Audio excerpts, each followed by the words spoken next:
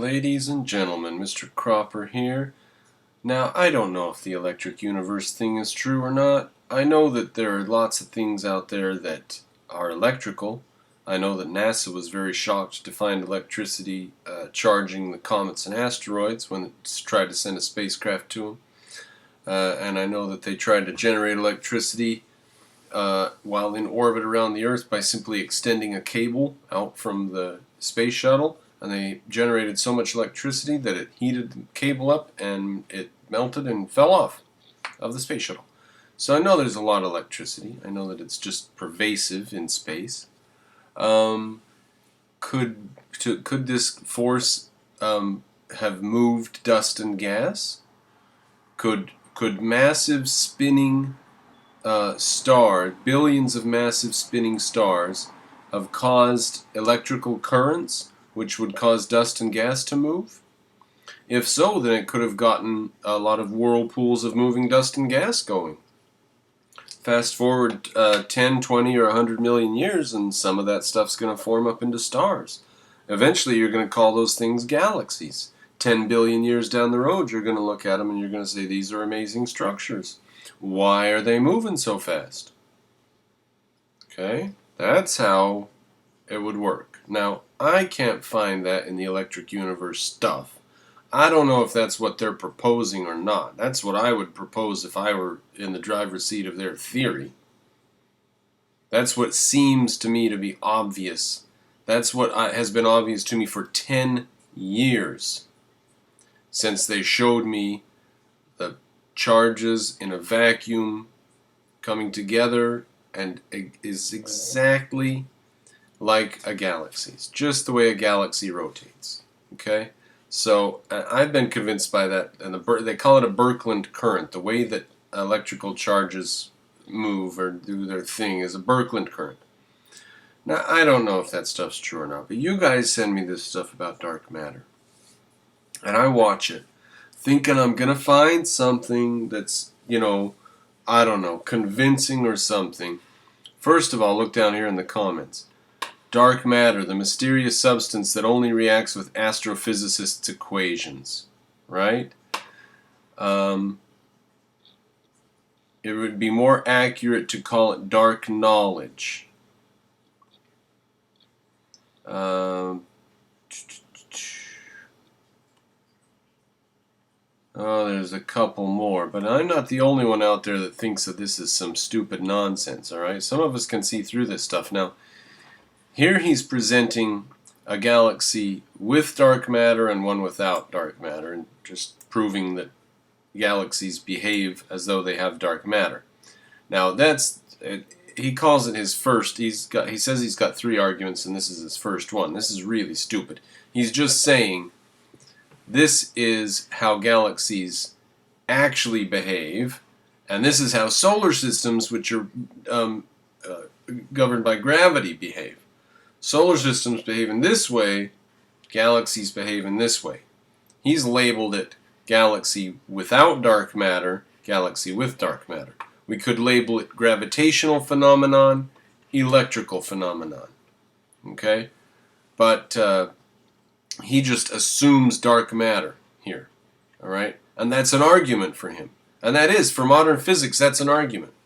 To show a galaxy rotating at gravitational speed and one rotating at the actual speed is for them to show, it's the raison d'etre, it shows that dark matter must exist. They've proven it right there. Look really different when you put dark matter in a galaxy. And we see this in hundreds and hundreds of galaxies we study in detail. So, yeah, they look one way if you don't put dark matter, but once you put the dark matter in, voila, you've got a perfect galaxy. So in order to get galaxies to work, we have to put dark matter in. No, galaxies were working just fine. There's no dark matter anywhere. You guys just need to figure out why they work the way they do. That's all. Rotation curves, as we call it, look really different when you put dark matter in a galaxy. And we see this in hundreds and hundreds of galaxies we study in detail. We also see evidence of dark matter in bigger... You see, that's a deceptive way he states it. It looks different when you put dark matter in. No, galaxies look how they look. They never look like the one on the... They never look like this. That's not true. That's a solar system model. Stars are meandering. Deceptive And then liars. look They're out here. liars. You can see they're zipping around a lot faster. So the galactic rotation curves, as we call it, look really different when you put dark matter in a galaxy. And we see They never look like that. this in hundreds and They hundreds found one really diffuse galaxy with hardly any stars in it. And they said, this one behaves a little different. of galaxies we study in detail. We also see evidence of dark matter in bigger systems that we call galaxy clusters. A galaxy cluster is just a bunch of galaxies gravitationally bound to each other. The Milky Way is in part of a cluster we call the local group. It's not a very creative name, but that's the one we're stuck with. All right. This is some of the stupidest nonsense I've ever seen in my life, what he just is about to do here. You guys judge for yourself. Where did I mark it? 9:47. All right. So he's not going to get going yet. He gets going from 9:47 up to 11. All right. So he's got 42 seconds to get his shit together. Okay? And so watch this for the next 1 minute 55 seconds. And you see if he can get his shit together, in your opinion. This is actually a very special system. It's not just a galaxy cluster or a cluster of galaxies, but it's a pair of them. One here and one here. And about 100 million years ago, they underwent a collision and passed through each other. That gives us a very special opportunity to study the dynamics of these systems. I'm going to tear this image apart and show you one piece at a time now. So first, this is what the direction of the sky in question looks like in optical wavelengths. So this is what it would look like if you just could look at it with your eyes, so in visible light. These bright things, they kind of look like stars, but they're actually individual galaxies. So these are all galaxies. Then this red or pink stuff, that's where an X-ray telescope detects light. So if your eyes could see in X-rays, you would be able to see this part of the image. This part, this arc or this bullet-like shape, that comes from the collision. So when these two clusters pass through each other, it created a shock or a wake, and that's the shape of this bullet. Now that's reasonable so far, right? So I'll just... And then this part, these big blue blobs, are where we can tell most of the mass is. So basically, this is where the gravity seems to be located. You can see this by looking at how light is deflected around the system as it passes by the cluster. So let's put it all together. The interesting thing is the pink or the red, the hot gas, and the gravity are in different places. So we're looking at an example where the gas collided with each other, slowed down, and the dark matter just kept going. So you could pull apart the atoms from the dark matter, isolating them. And this is the first time anyone saw something like this. And it convinced a lot of people who had been skeptical of dark matter's existence that no, this stuff's real and it's abundant in our universe. All right. Now, are you convinced of the existence of dark matter now? Now, dark matter, as I understand it, is 95% of the mass of the galaxy. So this would be 20 times the mass of this actual galaxy, the visual. So the visual mass, what we would think of as the mass of this galaxy is supposedly right there then, and the heavy parts are out here, because that's what's detectable with X-ray. And this out here can't be detected with X-ray. This is really, really weak evidence. Is that evidence for dark matter? All right, if you're convinced by that, then you're convinced by that. All I need to do is say that there are black holes that are predominant, that are the heaviest things, and we don't see them. That's all I need to say. I don't need... And if you're going to give me some black holes as dark matter, I'm going to ask you about this ring of 95% of the mass around the outside of a galaxy. Where do we see any evidence for that here? Where do we see any evidence at all for that nonsense here? This is garbage. What is he doing here? That was his first argument, and the thing that he called his first argument wasn't even an argument. It was showing a solar system versus a galaxy and saying, see, dark matter. And this, what the hell is this? Who is convinced by this? What, really? This is not showing you a galaxy with dark matter around the outside. Okay? I don't know what he's making up here, and he's got blue blobs and says this is... Now, they say the gravitational lensing around this area shows them that that's where the mass is located. Fine. All I need to do is put black holes there. This has nothing to do with halos of dark matter around the outside of galaxies. Nothing to do with it at all. The third line of arguments I want to present is an explanation that dark matter offers for why galaxies and clusters of galaxies come in the patterns we observe. Birkeland currents. So the standard picture of the Big Bang, which is empirically confirmed in lots and lots of different ways that I won't be able to go into today, says that when the universe was young and hot, everything in it was pretty uniformly distributed. There was about the same amount of stuff everywhere.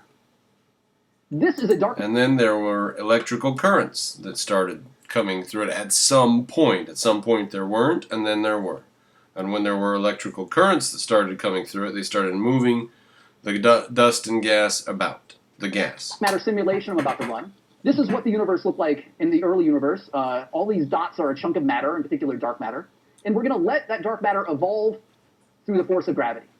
And here we go.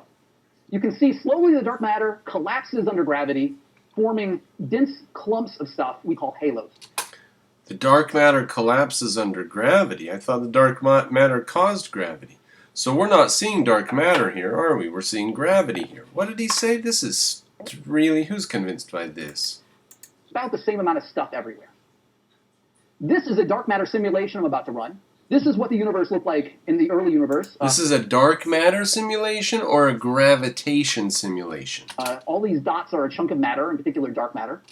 So each dot is a chunk of dark matter. Each one of those chunks has the power of pulling matter in around. Now, what I would ask you is why are they there? Right? Isn't that the whole question of the beginning of the universe? Why does he have a map of dark matter like that? Why does he get to place those dark matters there? He's just running the tape backwards and saying, the universe looks like this today, therefore at the beginning, the dark matter dots must have been in these spots here. So he's just running the tape backwards. How is this evidence for dark matter? This is only a visualization of gravity informing the strands in the universe. Now, what got the gas moving and brought it into those filaments where it started to collapse into gravitational nodes? I don't know. Maybe electrical currents. And we're going to let that dark matter evolve through the force of gravity. And here we go. You can see slowly the dark matter collapses under gravity. So instantaneously, not slowly, instantaneously it turns into our modern universe filaments. So that was... if that convinces you, wow, holy crap, you can have that. Really? You're convinced by that garbage? That wasn't dark matter. That was gravitation. That was running this picture backwards to where those filaments were localized in little teeny dots. Oh, that was really sophisticated. Let's see that again. Really sophisticated. All these dots are a chunk of matter, in particular dark matter. And we're going to let that dark matter evolve through the force. Now, he says slowly, but it happens in an instant. To gravity. And here we go. Boom. There we are. Instantaneously, we see the filamentation of our modern universe. You can see slowly the dark matter collapses under gravity, forming dense clumps of stuff we call halos. And that's what it looks like now. These sorts of dots are all individual galaxies. So that was not a dark matter simulation. That was a tape of the evolution of our universe, according. Now there's that. That's if it started out with a bunch of seeds as dark matter, which is not likely. That's so stupid. Are you kidding me? So what's probably the case was this was all just gas, and electrical current started here and there, and that attracted, moved, started gravity, and then that started pulling stuff in. The electrical currents would come just because it's just, where does an electrical current come in a cloud? Where does electrical current come when there's just a massive amount of electrons? Any place that there's less electrons, they'll travel to that place, and therefore you have movement of electricity going on as the Big Bang grows. As the cloud gets bigger, then electricity has to move from here to there inside that cloud, and that causes motion. And so that's all we have to do to get it going. This is garbage. Are you kidding me? Holy crap. What it looks like now. These sorts of dots are all individual galaxies or halos around galaxies. And then the big clumps of clumps, those are clusters of galaxies or superclusters. The really remarkable thing is if I showed you this map and then I showed you a picture of a map of galaxies that were actually observed in cosmology in space, you wouldn't be able to tell them apart. These simulations predict what the large-scale structure of our universe should look like. And we don't have an explanation for that unless there's dark matter. You don't have an explanation for that unless there's dark matter, because you're a beta. And then the fourth and final argument I'm going to give as to why cosmologists have become convinced of it. The fourth argument, he hasn't even given one. Dark matter exists comes from this map.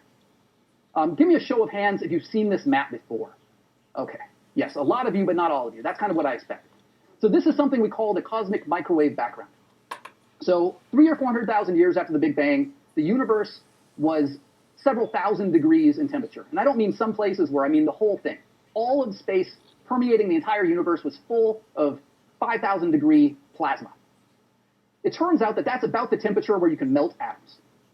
This is a phrase that's not used much. I don't know why, but I think that's exactly what's going on. If you heat up an atom to about 5,000 degrees, the electrons and the protons don't stick together anymore, and they become free. Okay? So before that point, when the universe was hot, you had electrons and you had protons, but you didn't have any bound atoms. And then you reached a point where it cooled enough, and they became complete atoms, or they became solid atoms, if you will. And suddenly the universe changed, and it released a whole lot of light, and that light has been traveling through space, cooling ever since. And we can detect it with radio telescopes and microwave telescopes. And this is that map. I think they're red. I'm colorblind. The red or orange points are the hottest parts of the cosmic microwave background, and the blue are the coldest parts. They're just slightly hotter and colder than other parts of the sky. So cosmologists can take this map and use it to learn not only what the universe was like a few 100,000 years after the Big Bang, but how it's evolved and changed ever since. This is the sort of plot we make with that data, and don't let it intimidate you. It's actually really simple. This bump here just means that most of the little fluctuations on here are about 1 degree in size. So something about this twice the size of the moon. Okay, that's like a typical hot spot or cold spot is about that size. There's some stuff at smaller angular scales and larger angular scales, but most of it's here. The line through these points, these measurements, are our best fit cosmological model. And that includes in dark matter and dark energy and all this stuff. If we changed the amount of dark energy in the universe, or the amount of atoms in the universe, or the amount of total matter in the universe, or whatever. All right, so he's done with his arguments. Is this still an argument? You change that line. So we can turn all of these knobs in our model until we get the best possible fit. And when we do that, we can reach this conclusion. About 85% of all the matter in the universe isn't atoms. It's this other stuff we call dark matter. All right, well, that's no argument for it. All right, well, I'm going to keep watching the rest of this video. That was just terrible garbage. If that's the best they can do, then that's the best they can do. And, ladies and gentlemen, if you are convinced by that, then have at it. I guess that's yours for the same price. And you're welcome to it. What a bunch of garbage.